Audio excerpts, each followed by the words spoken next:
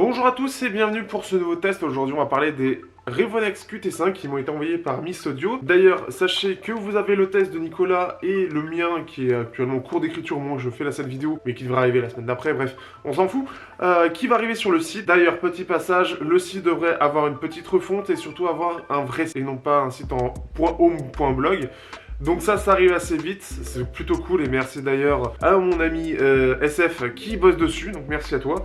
Et donc ce qui fait que les QT5 ce sont des intras donc envoyés par Miss Audio, vous avez le lien dans la description si vous êtes intéressé, qui sont en métal, qui sont de couleur cuivrée et qui sont dual driver, qui se mettent un petit peu en face des KZ ZSN, alors certes ils sont moins chers, mais en tout cas en termes de configuration ils sont similaires, et aussi les CCA CA4 que je vais tester juste avant de faire la partie son pour pouvoir vous en dire plus. Donc ils sont vraiment sympas, ils sont pas chers, ils sont en métal et ils sont plutôt sympathiques pour le prix. Qu'est-ce que ça vaut réellement? Eh bien on passe tout de suite après le clip.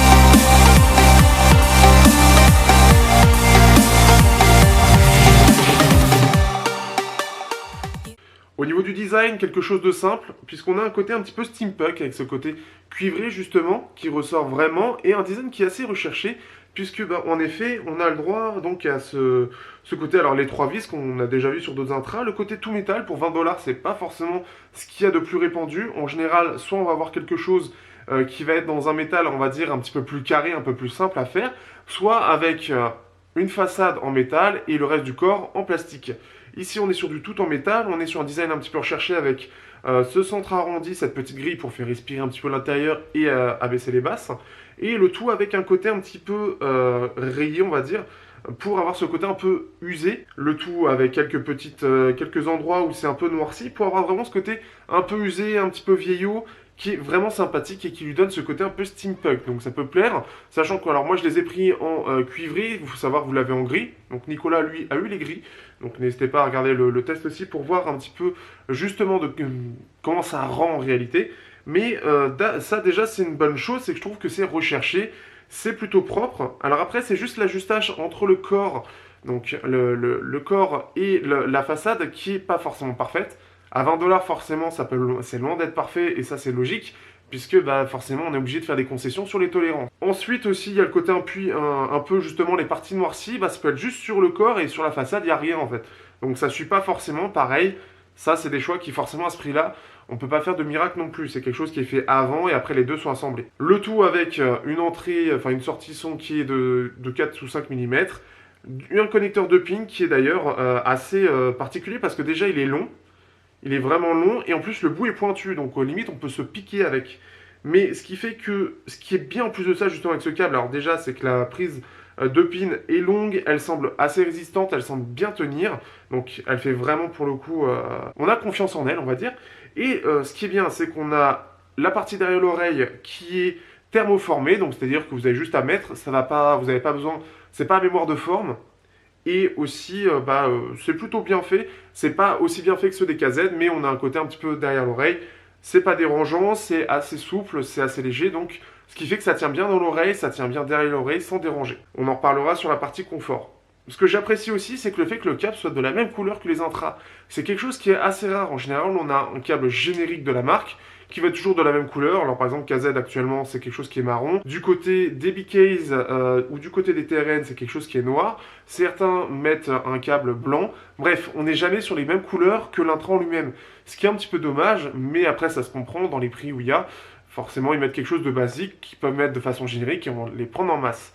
Ici, ils font vraiment attention, selon leurs intras, par exemple les Revonex RX8 sont avec un câble bleu, la version métallisée de ces intras sont avec un gris qui est métallisé, enfin un câble qui est métallisé. Donc je trouve ça vraiment très sympathique parce que visuellement, ça apporte quelque chose de supplémentaire, hein, on va dire un petit peu plus premium, un peu plus, ça va un peu plus dans le détail. Donc ce qui fait que ça peut faire peur dans le son, mais je vous en reparlerai après. Et en soi, le câble, ce qui est bien, c'est qu'en plus de ça, il est tressé. Alors par contre, il est un petit peu fin, donc il peut s'en mêler assez vite, attention.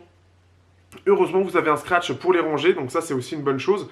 puisque c'est pas quelque chose qui est forcément dans tous les intras, et ça permet de faire tenir et de ranger facilement les intras. Mais encore une fois, attention, quand vous les déroulez, parce que sinon ça peut s'emmêler assez vite. Forcément, à ces prix-là, ils ne peuvent pas mettre des câbles assez épais, et donc en général, le côté très fin aide réellement à ce que ça s'emmêle. Pour la partie confort, on est sur quelque chose de simple, puisque ce qui est bien déjà, c'est qu'on est sur un corps, contrairement aux ZSN, qui est assez compact. On est sur quelque chose qui est dans la bonne moyenne, quelque chose qu'on retrouve plus sur des prix un peu plus hauts justement. Donc c'est assez surprenant et c'est plutôt bienvenu, puisque ça va permettre à ceux qui ont des petites oreilles d'accepter ces intras-là. Et attention que, voilà, bonjour le chat.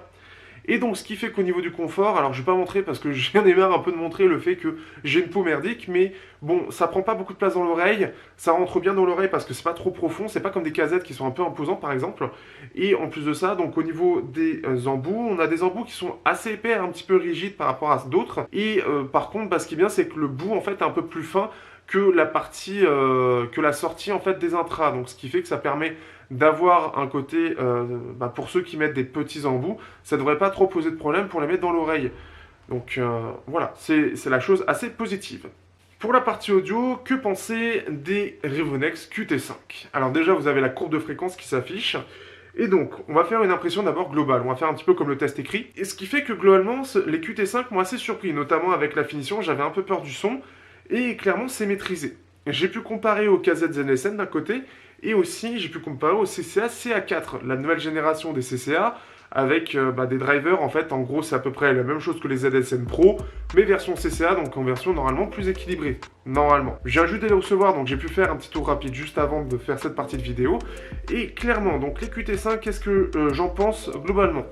Ce sont des intras qui ont un son équilibré, c'est-à-dire que les basses vont être assez contrôlées, assez retenues, et les aigus ne vont pas trop ressortir.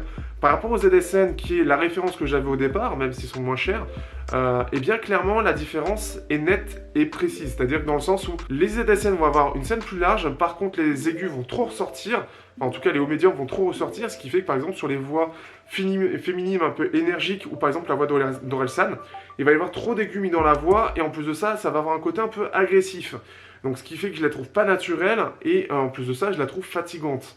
En tout cas, il ne faut pas trop élever le volume, sinon elle risque vraiment de vous agresser les tympans. Côté QT5, ce qui est bien, c'est que justement les aigus sont mieux maîtrisés, on a quelque chose d'un peu plus équilibré, et donc déjà dans cette partie-là, la chose qui frappe, c'est clairement quelque chose de naturel, on a une tonalité vraiment naturelle, ce qui fait qu'on a vraiment mieux l'impression d'entendre une voix beaucoup plus naturelle, et en plus de ça, on a aussi des basses et des sous-basses qui sont beaucoup mieux contrôlées, ce qui fait que par rapport aux LSN qui sont très dynamiques, très énergiques, très punchy, on va avoir quelque chose de plus doux, alors déjà moins agressif, moins basseux et globalement plus équilibré, ce qui fait que pour ceux qui recherchent ça, ce qui est assez rare dans cette gamme de prix, vous allez apprécier. Les médiums aussi, en plus de ça, sont un peu moins mis en retrait, ce qui fait qu'aussi ressortent un peu mieux. Les aigus, eux aussi, sont un peu plus doux, donc ce qui fait qu'ils vont moins ressortir que beaucoup d'intras. Donc pour certains, ça va manquer de clarté, pour ceux qui ont l'habitude d'avoir quelque chose de dynamique, mais ça va permettre d'avoir quelque chose de plus doux. Le fait que ce soit équilibré va permettre de le rendre polyvalent, il va plutôt bien fonctionner sur la plupart des styles de musique. Forcément, face aux ZSN ou CA4, on va avoir quelque chose qui va être moins punchy, moins énergique, parce que les CA4 sont vraiment des ZSN Pro, donc une version améliorée des ZSN, avec une signature qui doit être un petit peu différente, mais de ce que j'ai vu des CCA4, c'est compliqué à dire ce nom, eh bien, ils sont plus dynamiques, ils sont plus punchy, avec plus d'aigus, bref, ils restent sur une signature qui est globalement plus en V, un côté un peu plus marqué, un peu plus dynamique. Donc ça, c'est une première chose. L'autre chose, on est sur la séparation des instruments. Alors la séparation est plutôt bonne, et surtout que par rapport à la scène, donc on a une scène qui est assez étriquée par rapport à ce qu'on a l'habitude d'entendre, en général ça va vraiment aller, on va dire par exemple en termes de référence ceci, certains pourront faire un peu cela, cette impression-là.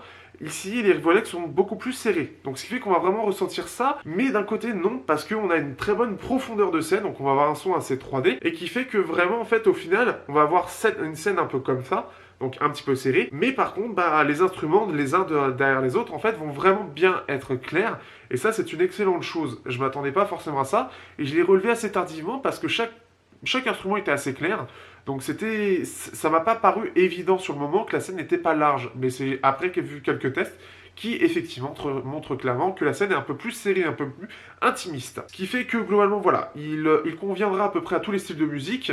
Il n'est pas très agréable, enfin il est même assez doux globalement par rapport à d'autres intras, donc ça c'est aussi une bonne chose. La seule chose qu'il peut y avoir, et c'est surtout Nicolas et Primodo qui l'ont relevé, eh bien c'est le fait que dans les 10 kHz, il y a un pic, et sur certains vieux enregistrements, donc des musiques un peu anciennes qui ont été mal enregistrées, qui ont été mal mixées, eh bien il peut y avoir un côté agressif dans les aigus.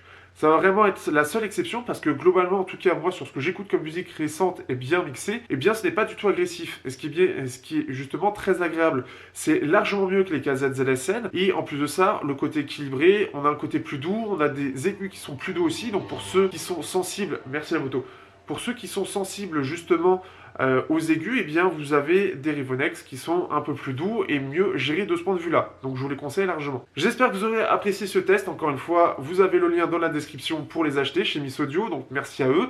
Vous avez aussi le test écrit dans la description aussi. Encore une fois, si vous voulez regarder d'autres choses ou un avis écrit plus concis. Et j'espère que vous aurez aimé. J'essaie de faire un petit peu mieux sur la présentation et l'explication du son, en tout cas de ces intras. Merci à vous. Et puis on se dit à bientôt pour un prochain test. Je remercie bien évidemment mes tipeurs et utipeurs. Un nouveau site est prévu encore une fois. Et voilà, j'ai terminé. Merci à vous et à bientôt.